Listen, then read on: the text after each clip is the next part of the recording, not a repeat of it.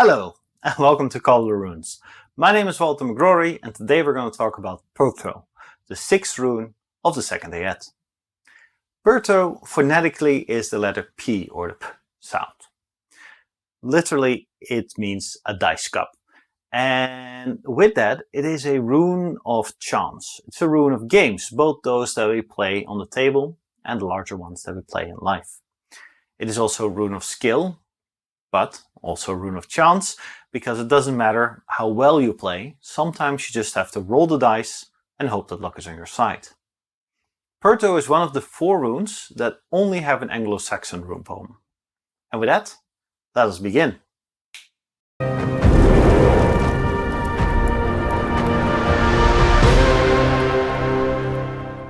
The Anglo-Saxon rune poem, which is the only one that we have, goes as follows. Chessman is a source of recreation and amusement to the great, where warriors sit blithely together in the banqueting hall. The rune poem on itself is relatively straightforward. Chessmen represent the game that warriors played in feasting halls during their downtime. The Proto-Germanic name of this rune is Pertho, meaning dice cup. However, the Old English word is Perth, meaning chessman. Both dice games and chess are mentioned throughout the sagas. For instance, in Hervarar saga, a man called Gustrum Belindi starts a riddle game. And one of the riddles goes, what creature kills the cattle men have, and is ironclad without?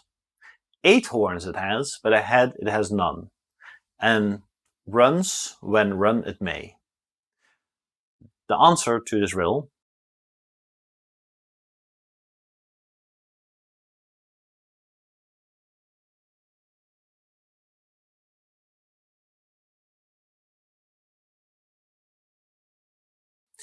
Another riddle from the same saga is, who be the woman who weaponless for their king kill each other?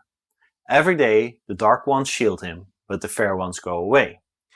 This is a game of TAFL, and TAFL, we'll get to that a little bit later again, but that is an older version or a different version of chess. The games might have developed independently, but the board seems, in the later versions that we have, very similar, but the rules are completely different, and we'll get to that in a little bit. In Northern Europe, both playing with dice and playing TAFL must have been very widespread, because otherwise these 2 riddles wouldn't have made sense to anybody. Another sign of the great importance of board games is the 9 boasts of Jarl Rohelvat Kili Kulsson in Orkneyinga saga. He speaks of the 9 skills he has mastered, including the knowledge of the runes, hunting, archery, and board games. This shows that skill in board games was ranked among enviable and prestigious skills. Skill in TAFL was seen as a training for skill in strategy. People of all ages have been buried with TAFL board and TAFL pieces, and the game represents the more Viking raiding style of war, where the attacker will have the advantage at the beginning of the game, but slowly loses this as his opponent has a chance to reposition. It's an asymmetrical game as well, which means that the white player starts with a completely different setup than the black player. The black player has 1 king piece, which he has to try and maneuver off the board, while the white players are trying to trap the king on the board. In charms and amulets, we haven't found any amulets that directly represents the Pertho rune. That is not to say that there have never been amulets with a Pertho rune on it, because many graves contain TAFL boards or pieces and dice. And TAFL itself has also been depicted in several runestones, like the Okkelbol runestone. That means that TAFL is very important, only that we have no archaeological finds at this moment where Pertho was used on its own for its magical interpretation.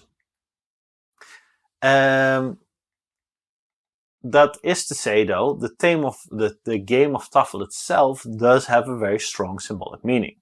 In Vospela, Odin interrogates a witch, a vulva, and she tells him the complete history of the universe, all the way dating back from creation to the end of Ragnarok.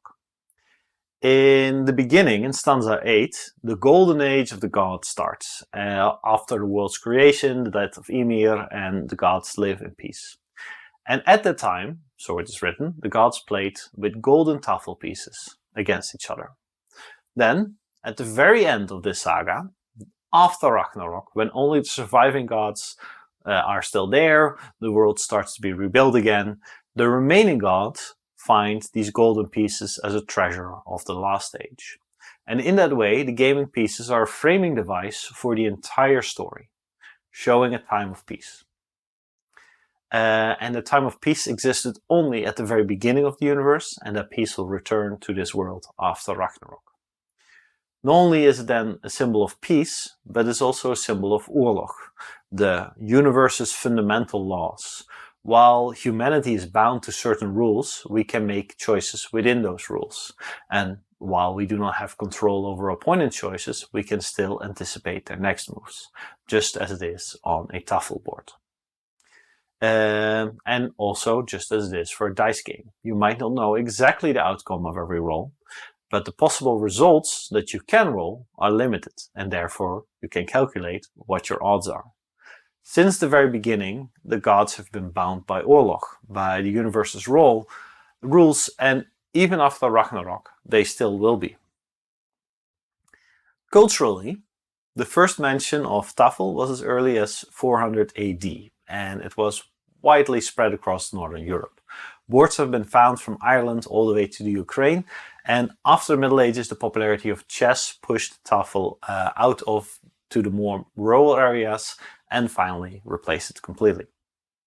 Even while TAFL was popular throughout Europe, the rules seemed to differ from one area to the next, with a variable number of playing pieces and board size.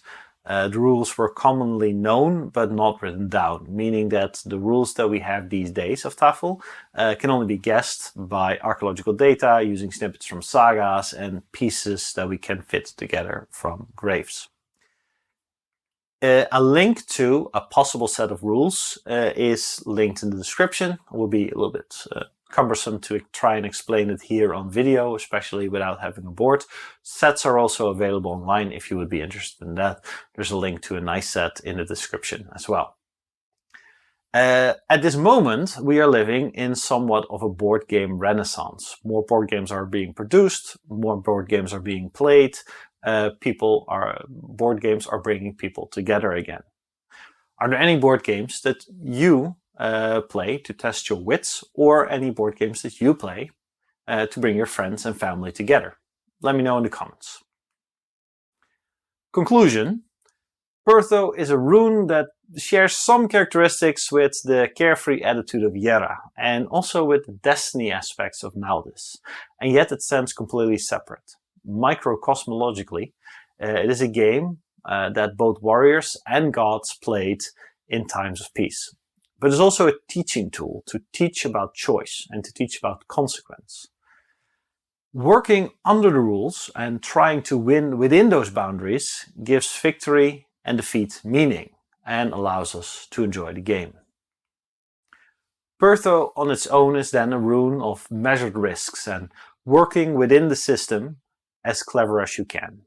Where Naldis is a cold binding fate and Yerra is guaranteed success, Pertho is creating your own luck within your restraints.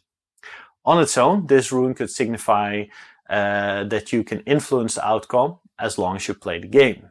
In combination with Tewas, Justice rune, it means that you cannot rely on justice to come to you, but that you have to play within the rules to get the desired outcome.